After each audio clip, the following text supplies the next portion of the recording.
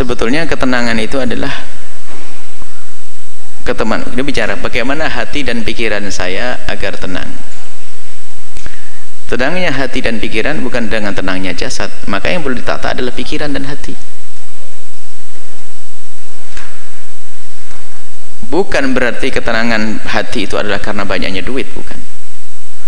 Itu orang kaya juga gelisah kok kadang-kadang.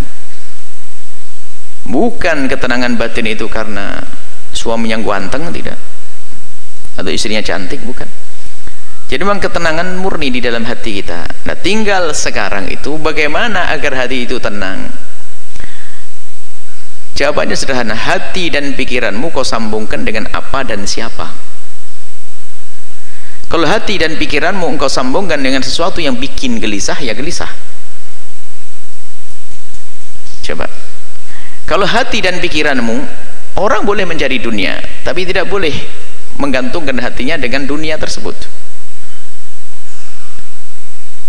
Sehingga kalau orang menggantungkan hatinya, mengikat hatinya dengan dunia, lihat, di saat tidak mendapatkannya dia gelisah, di saat mendapatkannya hilang pun susah. Ada orang duitnya hilang tenang saja kok, ajib, karena dia tidak mengikat hatinya dengan dunia tersebut.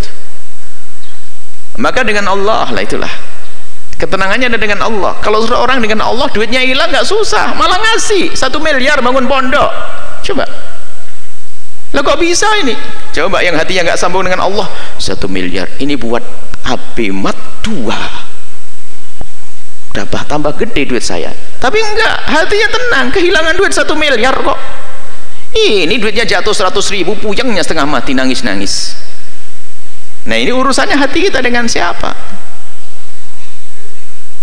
Nah, kalau sudah urusan kita hati kita dengan Allah, mudah. Allah, apapun di saat dia sakit, lihat, sakit jasadnya sakit, tapi kalau dia kenal Allah, dia akan tahu bahwasanya akan ada imbalan di hadapan Allah Subhanahu wa taala. Maka rasa sakit akan tereda dirasakannya, menjadi tidak separah, tidak semakin sakit. Sama itu loh, kok jauh sekali imbalan di akhirat, kok lama banget ya. Itu saja ibu yang hamil tua nggak bisa melahirkan, bawa ke dokter, ambil pisau dokter, buka perut saya. Duh, dengan senang hati dia sakit, lihat banyak, senang. Ada sesuatu yang lebih menyenangkan dia. Apakah dia susah? Ya enggak. Begitulah sebetulnya ujian dari Allah di dunia ini, tergantung harapan kita tuh di mana. Sehingga ada orang tuh putus asa, bunuh diri dan sebagainya, kan orang dungu, dia orang dungu, mau nikah nggak jadi bunuh diri, utang kebanyakan bunuh diri, gampang banget dia. Di negeri kafir banyak bunuh diri, nggak ada iman. Sebenarnya gelisah karena dia tidak punya Tuhan dia sebetulnya. Kalau punya Allah, nah ini sekarang biasakan dengan Allah. Maka ala bidzikrillah tatma'innul qulub. Mengingat Allah menjadikan terang hati. Bukan kegembiraanmu adalah dengan dibalik tumpukan harta. Coba kita melihat, kita menemukan orang di kampung-kampung sangat sederhana, gaji sehari untuk makan sehari. Tapi no problem, dia hidupnya candaria dengan istri, ya masya Allah. Suaminya berangkat dulu, nanti tak kirim sarapan pak ya, enggih. Berangkat suaminya duluan kok belum datang, sambil nyangkul suami inti yang bawa rantang ngasih bungkus pincuan begitu, bawa makan, pak ya, pulang nanti bawa sayur suaminya, tatanya apa dapat burung, dapat ikan sedikit, nggak pernah punya problem dia, kayak orang punya istana itu. Tapi yang rumahnya gede, mobil mewah itu belum tentu senang dia, karena urusan bukan dunia, gelisah. Kita pernah ngisi pengajiannya orang kaya, kayaknya gelisah semuanya. Mulai dari gelisah rumahnya, sertifikatnya di bank semuanya ada. Mulai gelisah kebanyakan duit, Kok bisa gimana? Ini punya 2 perusahaan saja, saya sering ditinggal sama suami saya. Sekarang membuka perusahaan di luar negeri, Bu ya. Bagaimana senasib saya nanti? Wah, tambah susah dia. Macam-macam orang dan bingung nih manusia ini karena hatinya tidak dengan Allah. Maka ada bidzikrillah tatma'innul qulub. Dengan banyak menyebut nama Allah, ingat Allah, akan menemukan ketentraman. Sehingga susah yang sesungguhnya adalah di saat dia jauh dari Allah. Kalau sudah jauh dari Allah, kecil pun jadi susah. Tapi kalau dengan Allah, bencana pun kayak apapun akan menjadi sebab dia senang, karena ini dari Allah. Sehingga para solehin itu kalau diuji dengan kefakiran, selamat datang dengan syiarnya orang-orang besar, kefakiran syiarnya orang-orang besar. Dia tidak menganggap sebuah kerendahan. Tapi lihat yang tidak punya iman, nasib sudah sholat tetap melarat, Tuhan tetap melarat. Kurang ajar sama Allah nih. Gimana bisa bahagia dengan Allah saja curiga begitu? Jangan Allah sudah nggak benar.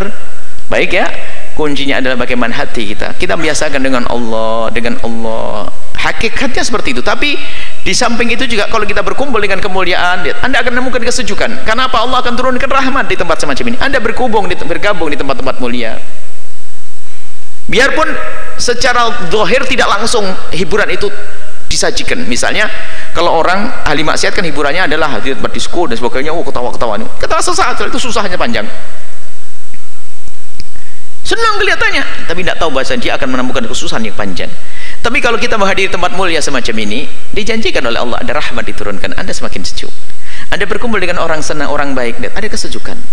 Lihat, jujur, kita dengan orang soleh saja kita lupa kok dengan segala permasalahan. Kalau Anda duduk dengan orang yang sangat Anda cintai dari ulama-ulama orang soleh, Anda duduk saat hilang keluh utang lupa, ini lupa, sakit lupa, itu hanya dengan orang soleh.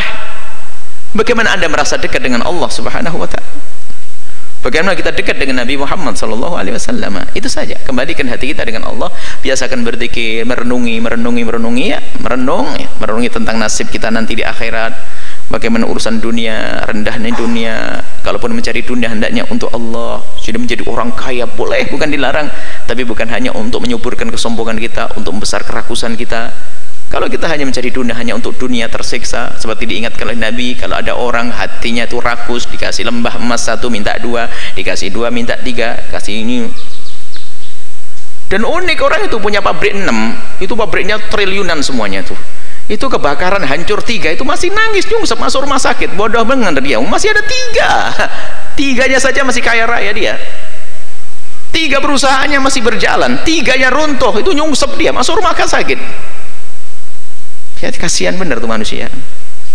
Semoga Allah menjaga hati kita, hati dengan Allah. Maka di saat Anda kaya yang sesungguhnya, Anda bisa menjadi fakir, Anda kaya dengan Allah. Indah.